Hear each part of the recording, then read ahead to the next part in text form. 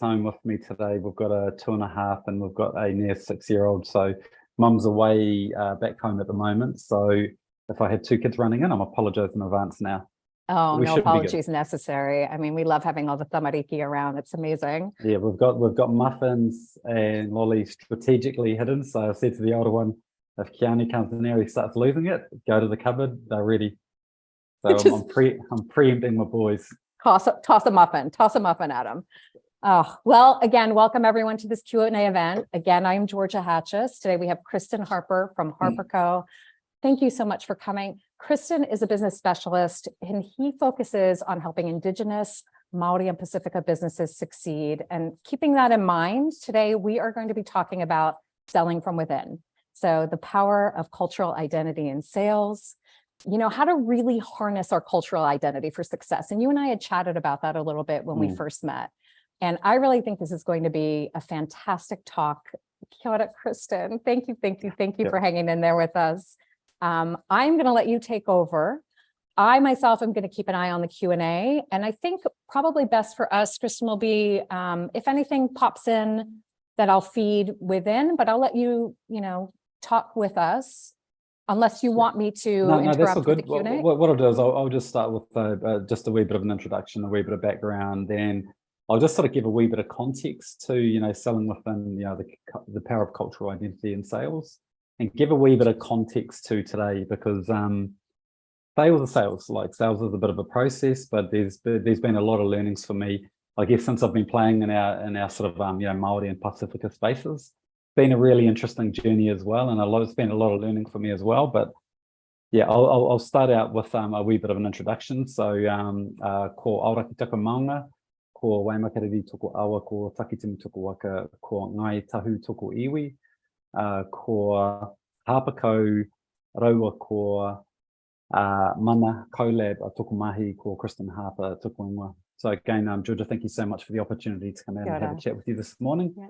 A wee bit about me and my background. I've been in sales for about 20 years. And when I first started in sales, was actually just out in the photocopy of the print industry way back in the day. And I remember getting an interview for the job and I was thinking photocopiers and printers and faxes, that's just random. I've never done anything like that.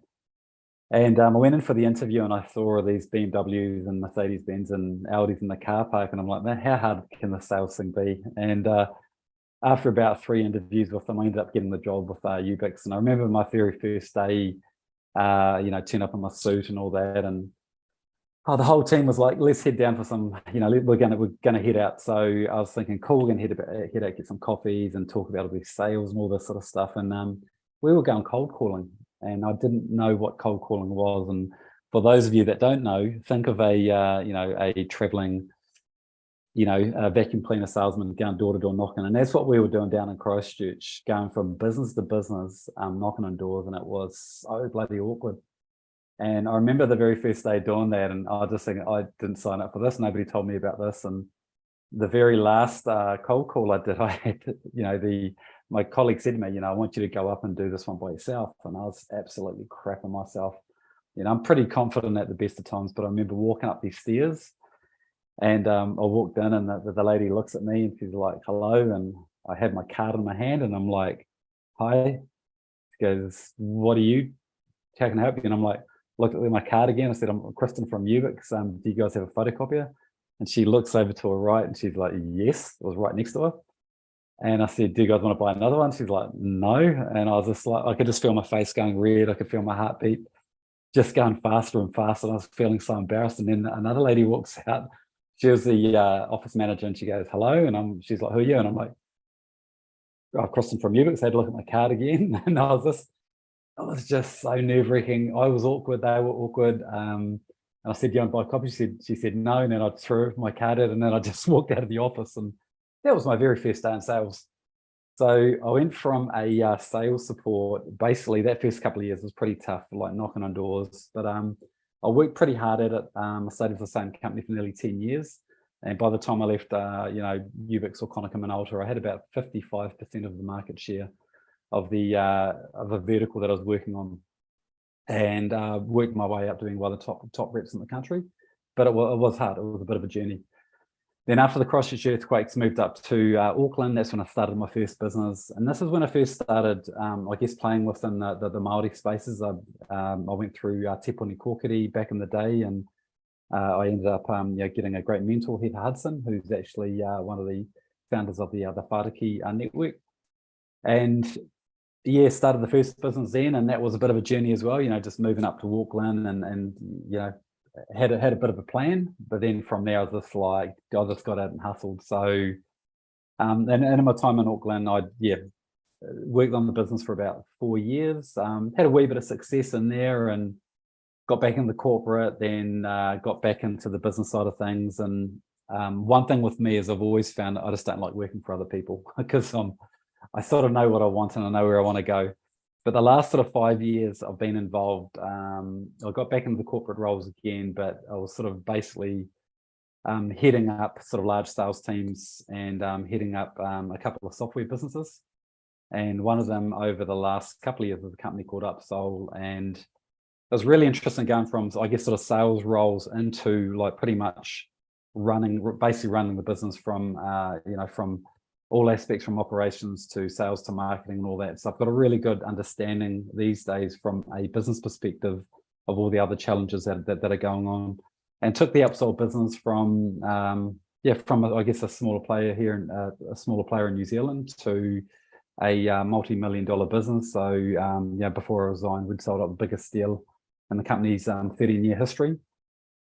And I always had that pull to come back and, get back into my business, and especially work with Māori and Pacifica. Over the last quite a few years, I've been involved in networks. Māori Pacifica networks would set up one through COVID. And I saw an opportunity, quite a long time ago to, work with our people. And that's when I launched Hapaka at the end of last year. And been building it up since then. And it's been really interesting, because I've had a few people ask me, normally sales coaches work with accountants or they work with engineers, why work with people? Like it's why it's a wee bit different to work with I guess sort of a culture of people on that. And there's been a lot of learnings through that this year as well, and I'll sort of touch on those things today. But been a lot in sales and a lot in business, but it sort of got me to where I am these days. So that's sort of a wee bit about me. And today, I'm just sort of going to focus on 4 pillars, as I said earlier. Sales is a process, and once you learn that there's a process, you sort of follow that process, and it's about finding what works for you. Whether you're extroverted, whether you're introverted, it's just finding a process that works for you, and then just selling, authentically and what works for you. And we've got about 4 pillars that I sort of really focus on, when I'm working with my clients. One is mental well-being, and I'll give a bit of context to why in a minute. Mindset, value, and success. And all I can hear in the background is my kids just going off. We can't hear anything, so don't even worry about it. Yeah. Yeah. So so if you don't mind, I'm just sort of mindful of time as well, Georgia.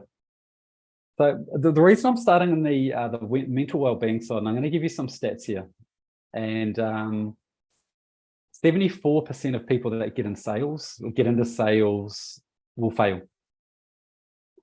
About 20% will do okay, and there's about 6% that will do really well.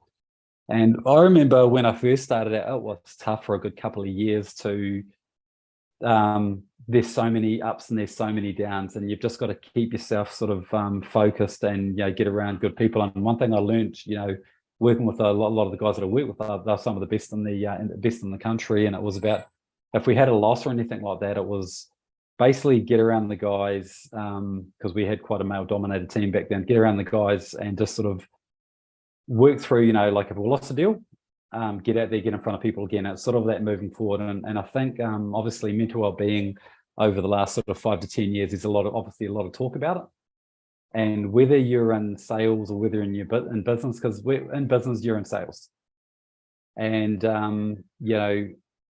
you've heard of the law of attraction. When things are going really well, you tend to attract a lot more opportunities, like sales and revenue. It just happens easier.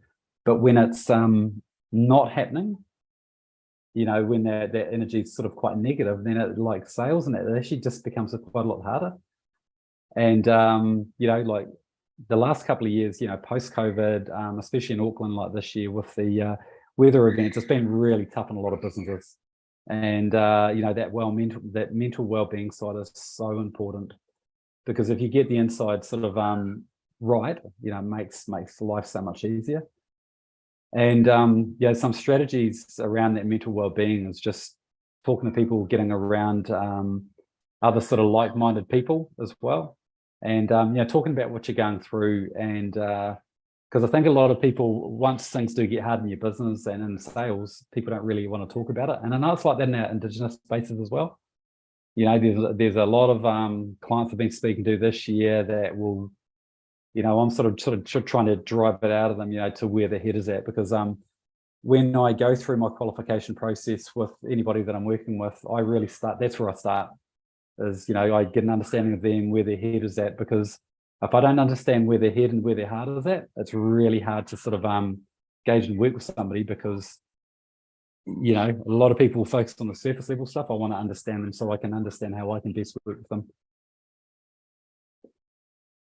So the second part of it is around the mindset. And this is, again, what I'm going to do is, just in terms of when I talk about sales, I'll talk about sales and business owners, because it's really, yeah, I'll put them into two groups. You've got your sales people that are in sales teams, and then you've got your business owners that either have their own sales teams or that are doing the sales themselves.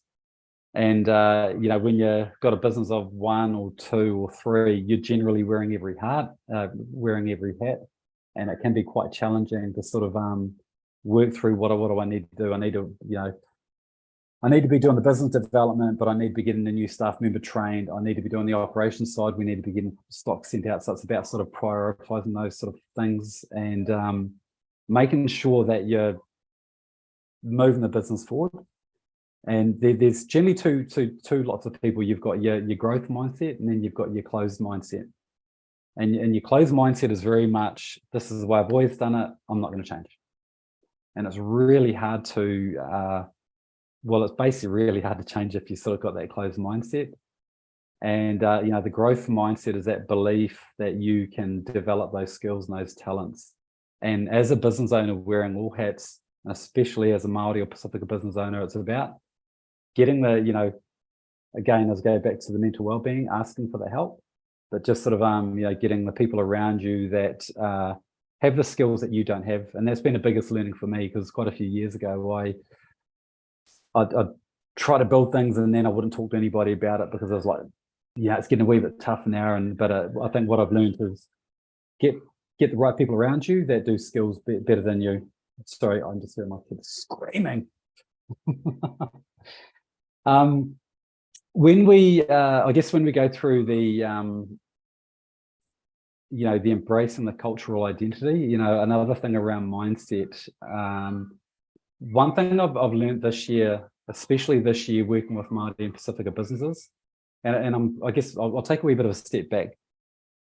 You know, it's about tapping into, it's about tapping into our culture. So, you know, when we see the haka, when we see anything like that, we feel proud, and we can really identify with stuff like that. And talking to a lot of businesses this year, you know, a lot of people want to sort of get out and talk about their culture, but it's I don't really want to talk about that, because people don't really sort of want to hear it. And I really find that, you know, integrating our culture within our businesses is our unique selling point. You know, like it's about embracing our mana. It's about using that as our superpower. But unfortunately, what I've heard from you know, a lot of people in the meetings that I've had is that it's just that, it's that fear of judgment, and you know, I don't really want to be talking about that. But I feel that right now, over the last couple of years, I feel like it's the best time to start talking about this, because I feel like, especially in New Zealand, it is very much now, it's sort of, I'm not saying, it's not that it wasn't ever accepted, but you know, you'll see it in your emails from lots of people now. People have ngāhi nui, you know, people will start to talk about the culture within, you know, the diversity and inclusion and that side of it. So I think now's a really good opportunity to, you know, start sort of being proud of our culture and talking about our culture when we are selling, because that becomes a unique selling point. And well, like you said, it's a superpower, right? Yeah. And it's something, it's harnessing that superpower. Yeah, it's really quite interesting how things are shifting. So and I've sort of seen it shift, like I said, in the last 2 to 3 years. And pre-COVID, I've been around, I guess, the Sphere Around New Zealand Leaders, which was a network for sort of high growth businesses, and the Whāriki network. And I used to talk to a lot of these CEOs and that, and I said, look, part of the Whāriki network, and I used to have a lot of them going, we want to work with Māori businesses, we just don't really know how. And I remember having this chat with my business partner ages ago, and Glenn, he's Pākehā, he's non-Māori, and he said to me, well, what's the difference between a Māori business and what's the difference between a non-Māori? He just wanted to understand that. And I said, that's a really good question. And I said, like, I'm looking at things from my worldview, because that's sort of how I've sort of grown up. And when you go into any hui, when you go into any meetings with Māori or Pacifica business owners, we always start with the whakatauki. We always start to get to know, really get to know each other. That's where that really starts. And I think a big thing in sales is about qualifying people. And I think that qualification process really does come from, those sort of first meetings. And then you start talking business after that. And it's really getting to know that person. I guess it's not too much different from, I guess, sort of non-Māori, non-Pacifica, but I find that's a very good process to start with, because you really do learn about people, and you really learn if you want to work with them or not. But sort of, I guess, any tips around, cultivating that resilient sort of mindset? It's just to having that, just keep learning, sort of not giving up. It's asking for the help, but it's just sort of that keep learning, because it's sometimes, again, we get, and I'm not talking about me here, sometimes we get very narrow-minded, and it's about just keeping sort of, an open mind in terms of that growth.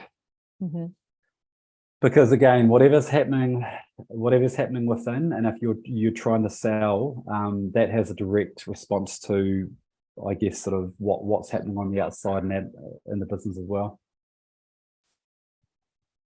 Sorry, I'm just hearing these screams like front center.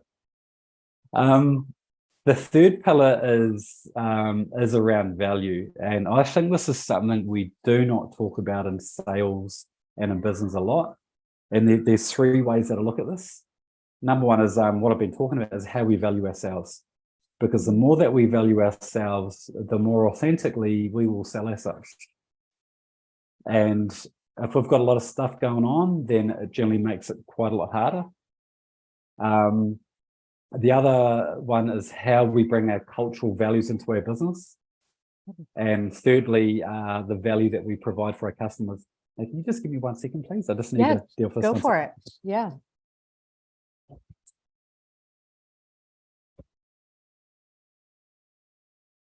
So while Kristen's out, if any of you have any questions that you want to pop into the Q&A or into the chat or wherever you're streaming from, I am here to field those for you.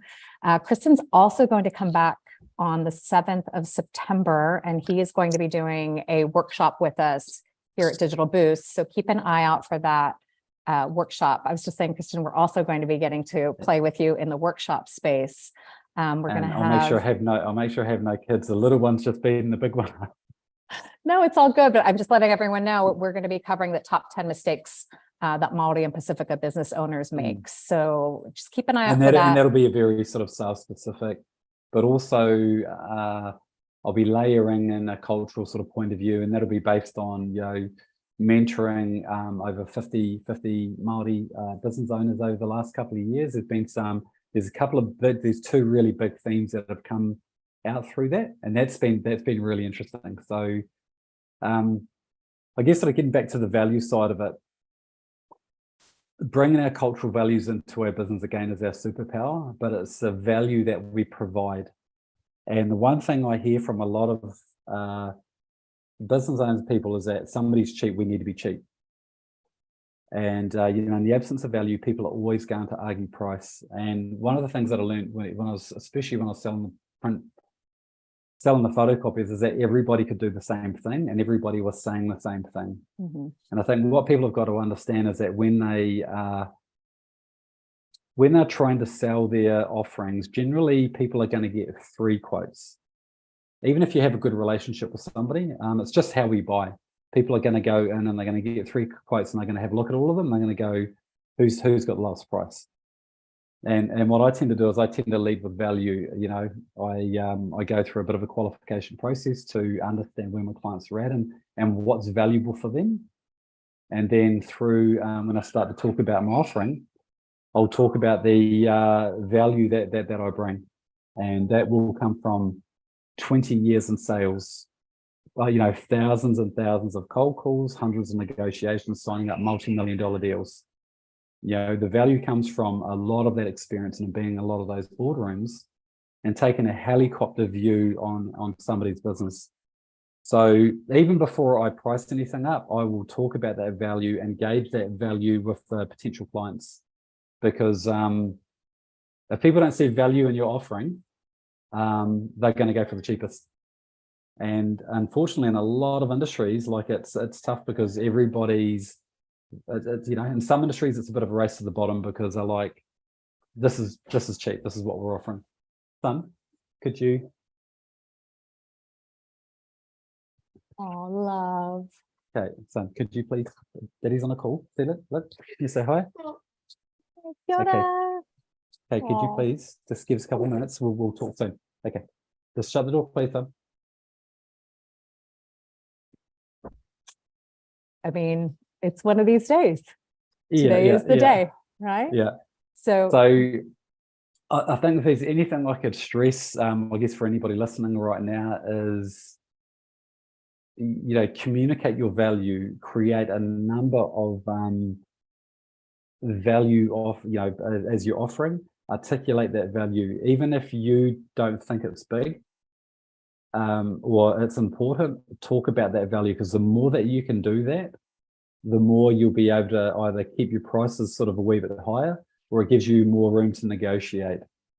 Because people generally will just go, hey, we're doing this, and oh, okay, we'll just drop our price to meet you. And I lived in that environment for so long that people just keep dropping prices, but we just had to get really clever and keep finding different ways to offer more value, whether it be, you know, like quarterly meetings. And when I was heading up the software business, you know, we created a customer success program. That customer success program was really simple, but it was really effective. And within the first 3 months of you know, introducing this customer success program, we'd had generated about $100,000 within 3 months. And that was around sitting down with the client and basically taking them through a bit of a survey and doing that face to face, but just sort of having those really hard talks, you know, just talking about, are we doing a good job here, and doing that face to face, because it's so easy, you know, to do stuff by email and to do stuff by social media. I feel these days, post sort of COVID, like, it's great doing this, but I think, you know, getting back into getting in front of people face to face, you can really sort of read people. So I think it's really important to sit down with people and really understand if they're happy with you and where you need to improve. And then through that process, we talk about future opportunities. So it's a good way to upsell without being pushy, without upselling, because people find that really comfortable trying to upsell into that, you know, that next thing. And when we'd speak to a lot of our clients when I was with the software business, we focused on digital transformation. And digital transformation can mean so many different things to so many people. It's very broad. I always focused on selling the customer success program. And that's what won us so many deals, as I talked about. This is our process. Our process is we'll take you through a customer success program. We have tech pre-sales will take you through this. Our customer success will take you through this. Our trainer will take you through this. I walked them through that process in so much detail, so they knew if they were going to come and work with us, every step of the way they would be looked after.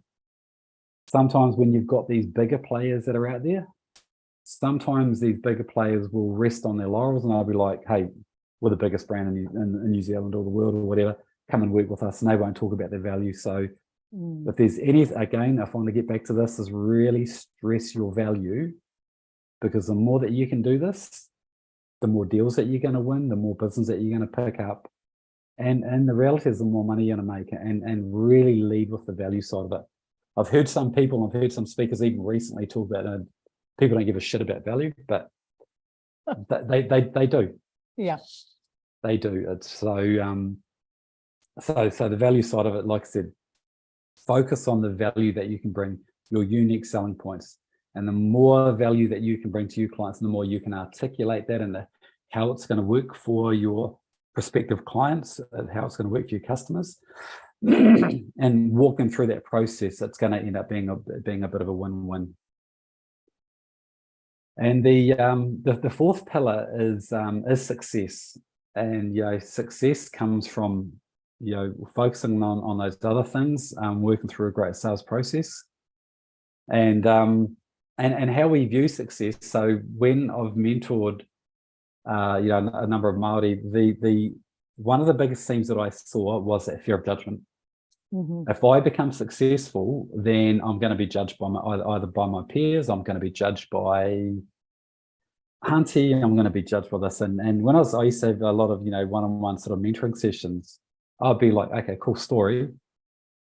And I said, this is your choice. You either sit there with that judgment and not do anything, or you create a business that you can be proud of that's going to create opportunities for yourself and your whānau and your team, and you're going to create more revenue that's going to give you that lifestyle that you want. So it's sort of making that choice. And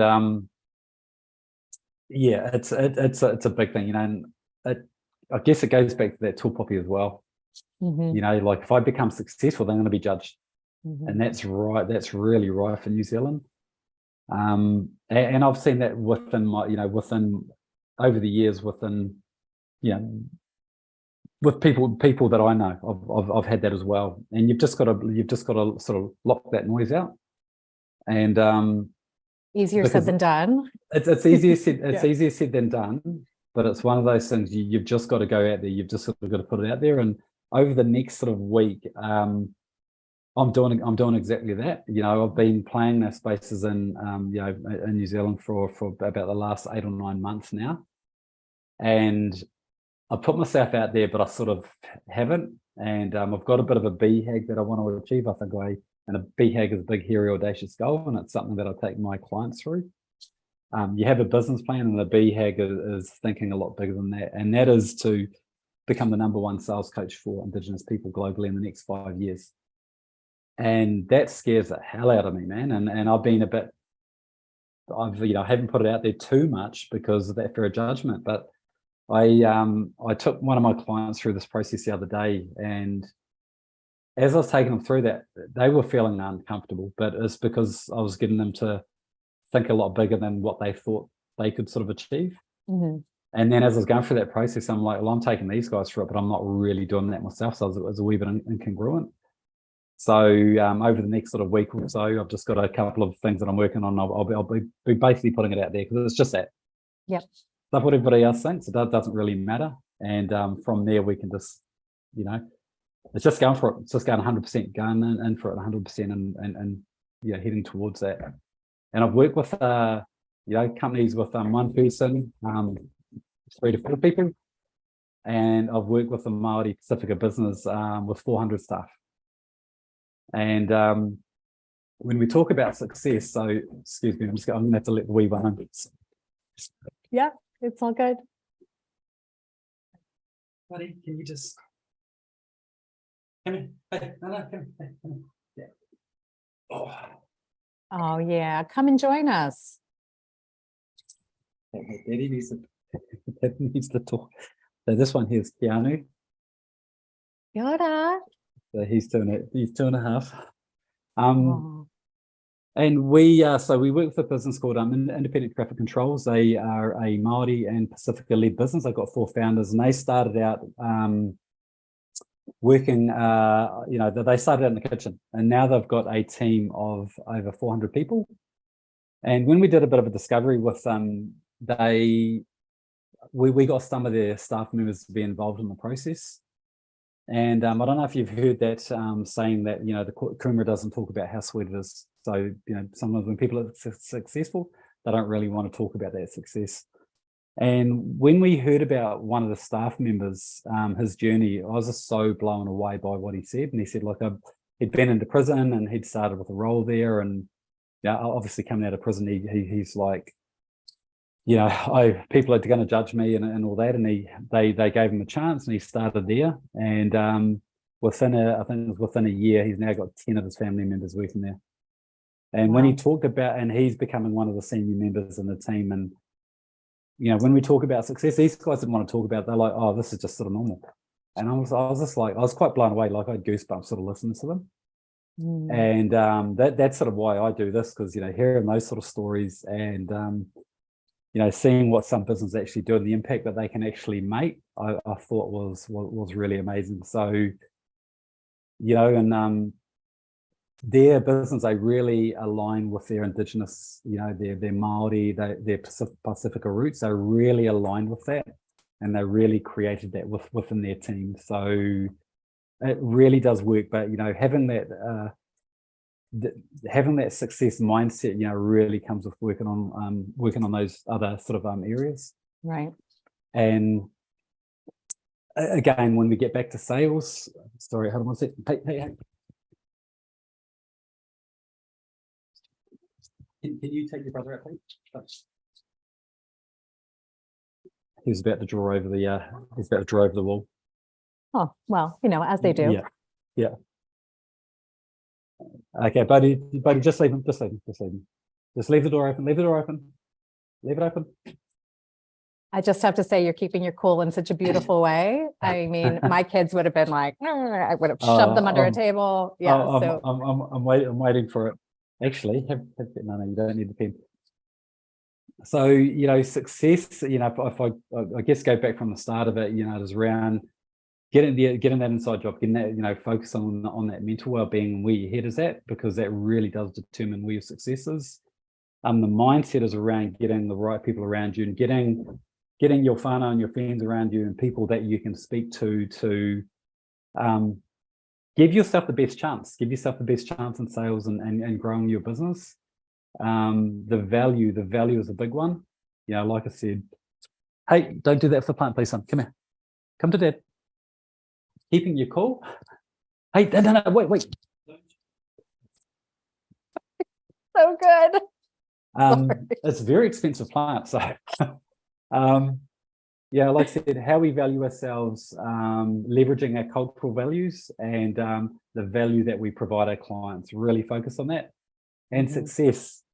We the way I look at it, we have one life. Like we're going to do it, make it a great one, and dream big. Create a successful business, and it's about getting the right people around that sort of align with that. So, but getting back to, I guess, the title, selling from within and leveraging our cultural power. Like I said, I guess the easiest analogy is when we see the haka and how proud of that we feel. It is really tapping into that mana, tapping into that superpower, because that does, I believe that is very unique what we do have in New Zealand. So it's really tapping into that. And I think all Indigenous sort of nations sort of have that sort of connection. And it's about being able to tap into and leverage that. 100%. And I can say, as a non-Maori person, that you feel the mana. Like when you are watching, even on television, you see the haka, or you're in a stadium, or you're watching people playing sport or whatever it is, or sitting with Indigenous Maori and Pacifica people, you feel it. So why not leverage that? Why not take that? And I love your reference to being a superpower. It's fantastic. And it's an interesting one as well, because it's been working with Māori and Pacifica over the last wee while, but also I've had the opportunity to work with some First Nations people just through New Zealand Trade and Enterprise and Vic Global through the Victorian government, and did a sales workshop up there with them. And it was really special having Māori and First Nations in the same room. And I think from an Indigenous point of view, quite a few of the business owners and the guys at the Victorian government said, we believe that we're about 30 years behind Māori. And I'm looking at doing some, workshops, some more working with more First Nations peoples over here as well. And it's the same thing. It's just getting back into being proud and leveraging that culture and using it as a superpower rather than not really sort of wanting to put it out there. I do have a couple of questions here for you.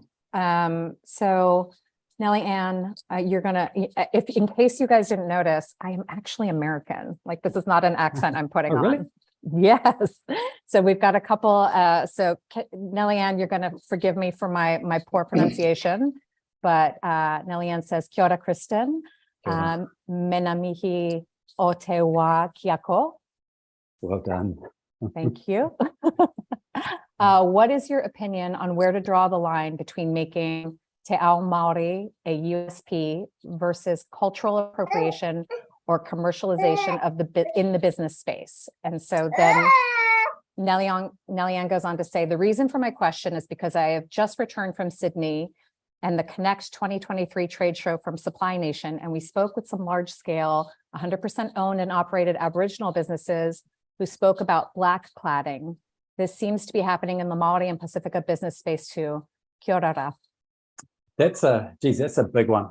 Mm-hmm. That is a big question. And sort of my opinion on that and the way I've looked at with my business, it's about what resonates with you and resonates with your business. Because I think you're right. There's a lot of people that are just like, okay, let's go full Te Ao Māori and all that. But I think it's, I always go back to, I keep it really simple, always go back to intention. What is your intention with the business?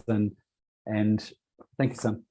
What is your intention with the business? And because, sorry, let me take another step back, because there's either that, okay, we're going to do this right now because this is the theme right now, or this is what everybody's doing, so let's sort of use it. Right. Or are we doing it because this is us, this is who we are, and this is how we feel we are sort of right, if that makes sense. And even when I got into this space as well, working with Māori and Pacifica, I was like, I guess there's not too many people that have sort of done it this way. And I've had a few people sort of ask, well, why are you doing that and why are you doing this? And I said, like, this, again, this is from my worldview. This is what resonates with me. And this is my intention. And my intention was, because I've been around these spaces, I want to see more Māori and Pacifica be successful. Like, I'm really passionate about that. And that's my intention. So yeah, I guess getting back to your question, that is a really big question. I think it's your intention and how you use it. Because I think you're right. There is a lot of people that'll go, hey, this is really cool right now. Let's just go really hard with it. Yeah. But I think if you do it in an authentic way that will resonate with your audience or your customers, I think that, I think that's the right way to go about it, rather than going, hey, this is a great marketing opportunity, because you will get marketers that will go, hey, this is Te Ao Maori. This will be a good way to go about it. Whereas, sorry, does that answer your question? I don't know if I really answered that. I mean, it's a simple, it seems to be, like, get to the basis of it. It seems like, Nellie Ann, if you have any other follow-up questions to that, let us know. Philippa is asking, how do you deal with the fear of failing? Oh, that's a big one. It's still there. Like, don't. He's turning the plugs off. Like, it's still there. Like, it's always gonna, that fear of failure. Well, excuse me. That fear of failure is it's never gonna go. So let's get really clear on that. Like, that fear of failure will always be there, but you've got to use that to drive you. Even us. So I know. Actually, so we just moved to the Gold Coast about a month and a half ago, and I had that thing when I moved over here. I was like, do I just get a job, really well-paying job, and then start the business? But I'm like, hey, son, okay, you sim Disney, or do I come over here, or do I just go 100%? I've just decided, like, you know what? Just go 100% with it, because I've got nothing to lose. I'm in the right spaces now. I have grab that, son. There you go. You go play with that. Go play with anything and sit down. Yeah, no, don't. Excuse me. Sorry, I'll come back to that question. Yeah, grab that. Yeah, the fear of failure is always going to be there, but you've just got to work through it. And going back to getting the right people around you, getting the right help around you, and doing that goal setting and really simplifying things, because sometimes when we're going for those sort of big things, and we're wanting to create a successful business, you've just sort of got to map things out a wee bit and then just sort of break it down. And one of the things I take my clients through is, we've got a monthly, quarterly, 3 to 5 year strategic plan. And then we break it down month by month and we go through those goals and tasks that they need to do to hit the goals for the quarterly, for the yearly. And it makes it a lot easier because you've got a path and you will divert out, but you just stick with that path. And when things do get hard and you do have that fear of failure, that side of it, go for a walk, get out and about, do things that make you feel good. Because sometimes when things do get hard, as I said earlier, sometimes people tend to go into themselves, get around good people, get around people that think bigger.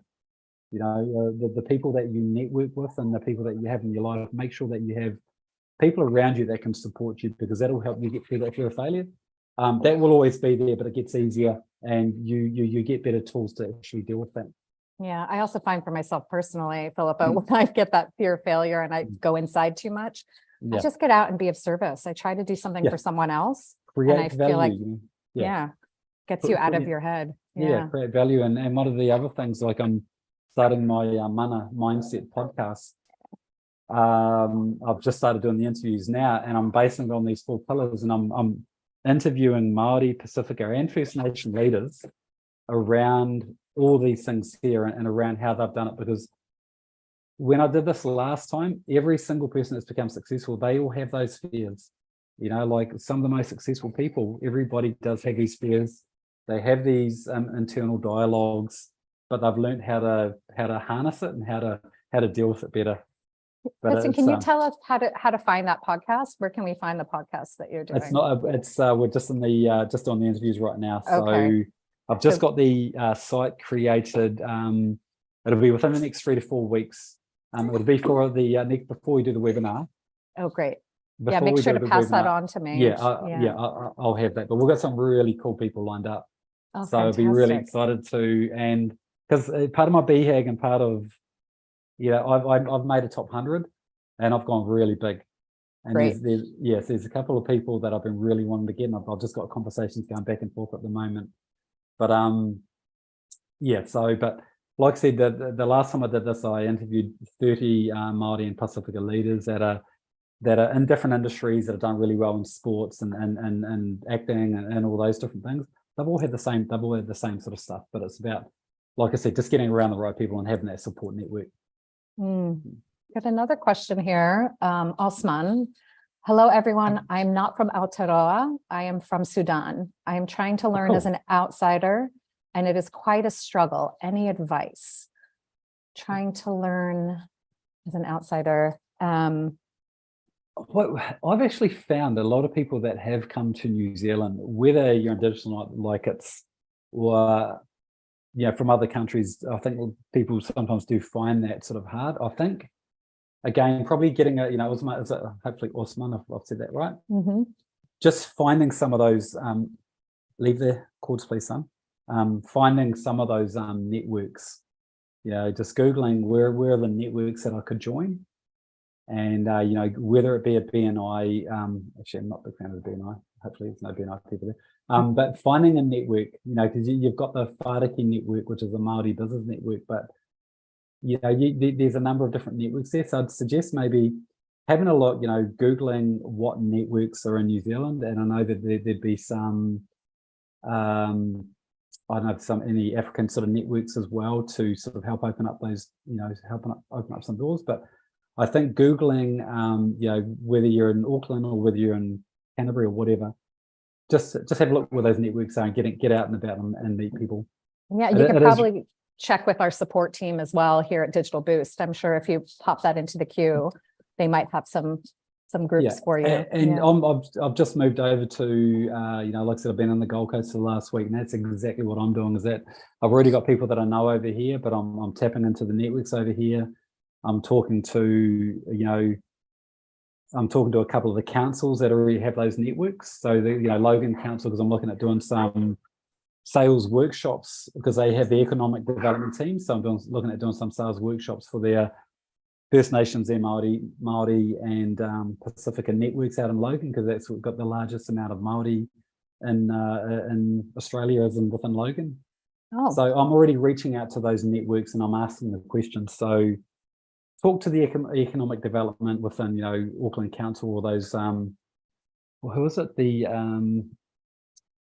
not digital, but yeah, you'll be able to help sort of connect them in Ministry of Business, you know. There'll be those networks that you can. You've just got to get on there, Google, and find where those networks are. There are a lot of networks, but I know when you move to a new country, it can be quite tough. Well, thank you, Kristen. It seems to be all the questions that we have for today. And if there are any questions I didn't answer or questions that come up later while you're watching the recording, please, you can reach out to Kristen. Kristen, you are at kristen@harperco.co.nz, is that right? Yep.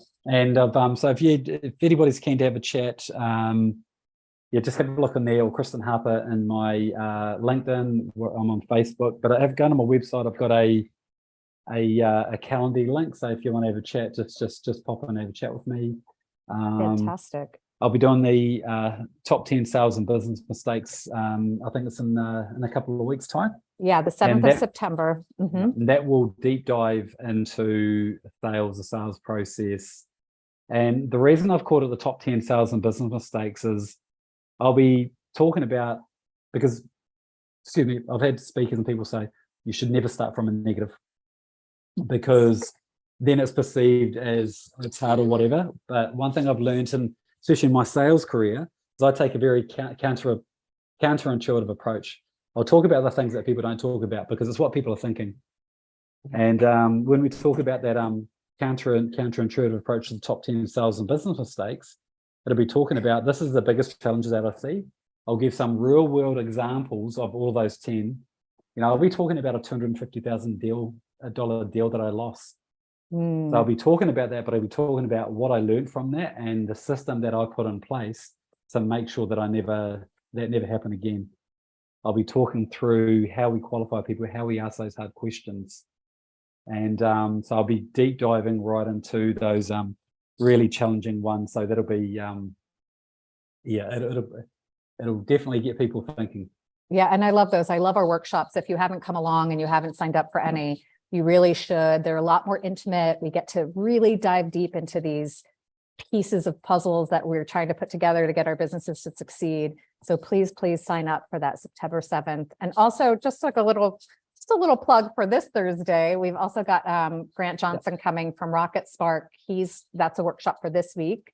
So please sign up for that. We're going to be talking about how to get found on Google. So SEO stuff, right? We always love that. Yanu, you're amazing. Kristen, honestly, with all of our tech issues and our tamariki, I don't want to call it issues, but our tamariki love and our tamariki flow, whatever's going on. This has been a wonderful talk. I really appreciate you taking your time. Cool. Thank you for the opportunity. Really, really appreciate it, Georgia.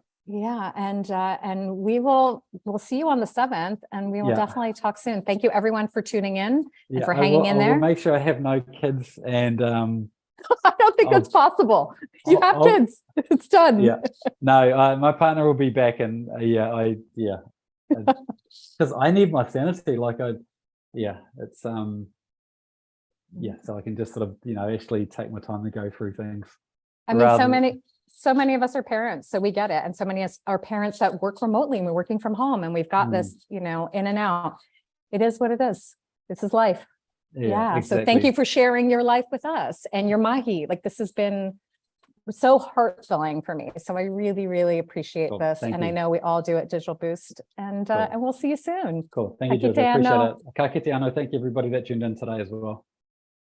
See you later. Bye. See ya.